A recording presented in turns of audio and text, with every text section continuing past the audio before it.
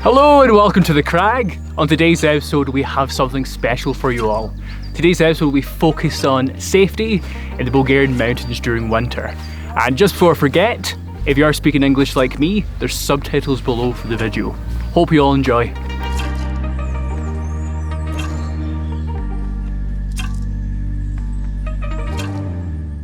Здравейте, казвам се Момчил Панайотов.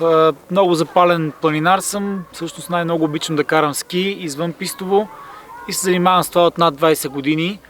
Покрай това се интересувам доста сериозно и от темата за лавинна безопасност, като имам много сериозни ангажименти по отношение на преподаването на тази тема на хора, които ходят в планината.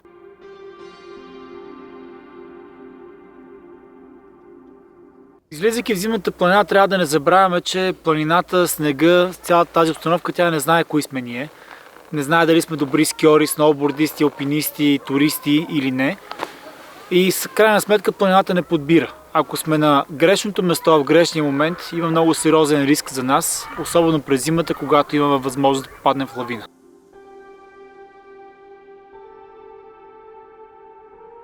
Лавините са нещо наистина много страшно. Човек, който попадне в лавина, може много лесно да загине или от удари в различни предмети, или от смазване от снежните маси, или най-често от задушаване.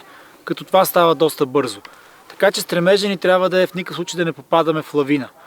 Трябва да хората да знаят много добре, че над 90% от лавините, които са повлекли хора, са предизвикани от хора. Така че това е нещо, което не се случва независимо от всички нас. По тази причина ние много добре трябва да разбираме кое е лавиноопасният терен и какви са лавиноопасните условия, които съчетани заедно правят момента за пребиваване в планината на това место неподходящ. Има няколко неща, които хората трябва да запомнят като възлови компоненти. Първото е да разпознават лавиноопасния релеф. Обикновено това са стръмни места с наклон над 30 градуса. Понякога те може да се намират високо над нас, но трябва да си даваме сметка, че една лавина, която стартира някъде високо горе, може да ни застигне и ниско долу в долината. Второто нещо е трябва да разпознаваме лавиноопасната снежна обстановка. Най-често става дума за големи количества сняг, натрупани от интензивен снеговалеж или пренесени от вятъра. Нещо, което много хора не съобразяват, е, че вятъра дори и без активен снеговалеж може да пренесе огромни количества сняг. Така че възлови неща, които трябва да запомним, са обилни снеговалежи, валежи от дъжд винаги са неблагоприятни през зимата, рязко затопляне, обикновено придружено с топли южни ветрове, или силен вятър, който навява сняг на подветрени склонове и създава така наречените снежни дъски, които създават най-много проблеми за хората.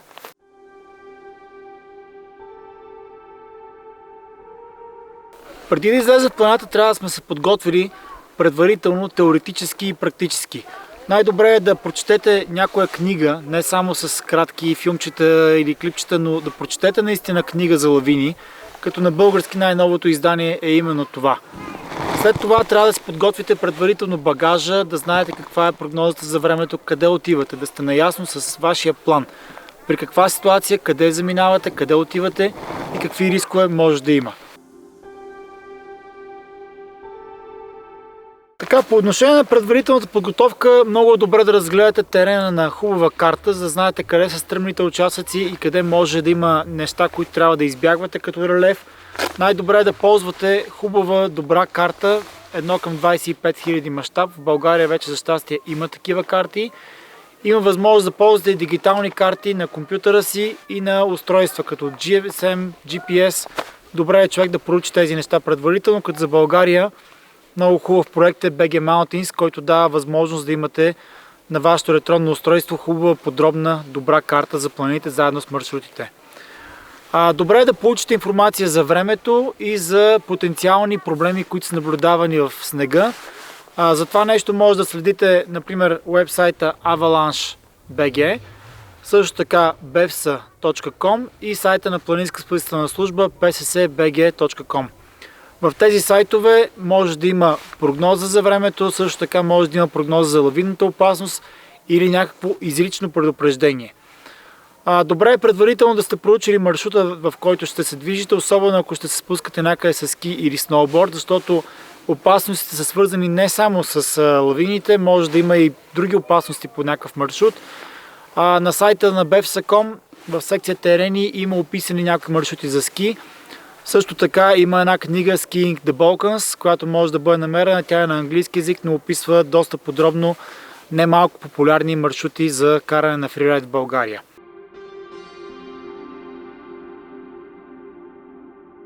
Така, потегли към планината трябва да носим един комплект от минимална необходима екипировка. Той се състои на първо место от така наречения лавинен уред, който в момента е на тялото ми и той работи. Лавинният уред е много малко устройство, което обаче може да намира човек, който е затрупен в лавина. Стига този човек също да има лавинен уред. Така че това е устройство, което пускаме в началото на деня и спираме в края на деня. И те не са толкова недостъпни и препоръката е всеки човек, който излиза в високата планина, да има лавинен уред, с който може бързо да бъде намерен, ако бъде затрупан от лавина. За да бъде обаче изваден достатъчно бързо, трябва да има с нас задължително и лавинна лопата и лавинна сонда. Сега ще сглоба лопатата и сондата. Това е лавинната лопата. Лопата като лопата, но достатъчно лека за да носиме и достатъчно здрава за да свърши работа, за която е предназначена, ако се наложи това нещо. Лавинната сонда ни помага да намерим къде е точно човека, който е затрупан и съответно с лопатата да можем бързо да го изкопаем. Освен тях, всъщност винаги в планината трябва да носиме и някои допълнителни неща, като например добре заредена за зимата аптечка. В нея задължително трябва да има термоизолиращо фолио и химическите нагреватели, които помагат при борба с хипотермията. Аз лично нося и една много лека шина, която е сгъваема и помага за имобилизация в случай на травма. Нещо, което много хора не съобразяват, че ако се наложи да правят изкуствено дишане, ще им трябва покет маска. Много лека маска, която много помага в такива случаи. И специално аз нося и едно малко комплектче, в което имам швейцарско ножче, компас, запалка, такива допълнителни неща, които може да им потрябват. Когато ходя зимата в планината, почти винаги със себе си имам и няколко карабинера и прусек, които могат да послужат за много неща. Също така почти винаги нося със себе си и тънка лека пухенка, която в случай на необходимост да останем по-дълго някъде на едно место, може наистина да ни спаси. Ако нямате минималната необходима екипировка, бихте могли да си я наемете специално за излета от някои от спортните магазини. Вече има такива услуги в България, но в дългосрочен аспект се замислете как да си набавите тази екипировка, за да може винаги тя да бъде с вас и да я познавате доста добре.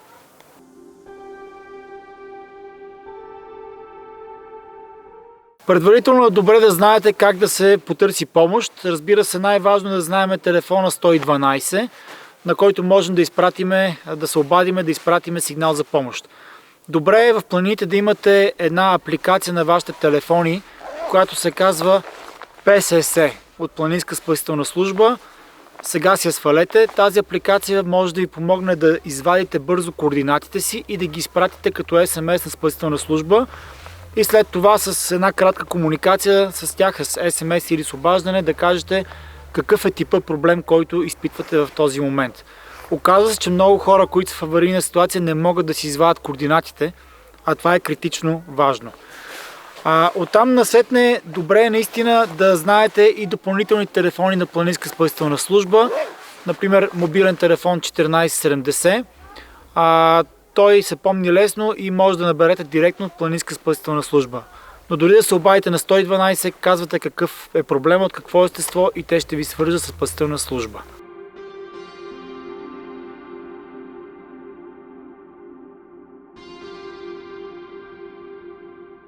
Най-важното нещо в планината в крайна сметка са решенията на хората, т.е. багажа, който е в нашите глави, знанията, но и как да ги управляваме тези знания. Лично моят съвет е да ходите с добри приятели в планината, хора, които за тях знаете, че може да разчитате, да поверите своя живот в тяхните ръце, знаете как реагират в трудни ситуации, може да им се доверите и не ви изкушават вие самите да влизате в трудни ситуации. Най-трудно наистина да контролираме себе си в една тежка ситуация, която има много изкушения. Планината наистина не знае колко сме добри, какви експерти сме. Ако правиме често прекалено рисковани неща, рано или късно може да ни се случи някое нещастие.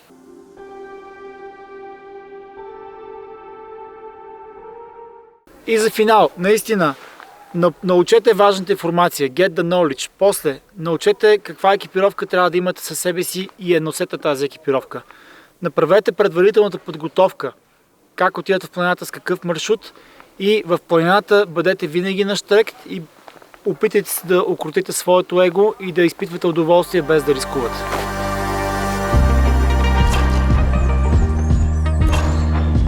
Thank you very much, Monty. That was very insightful.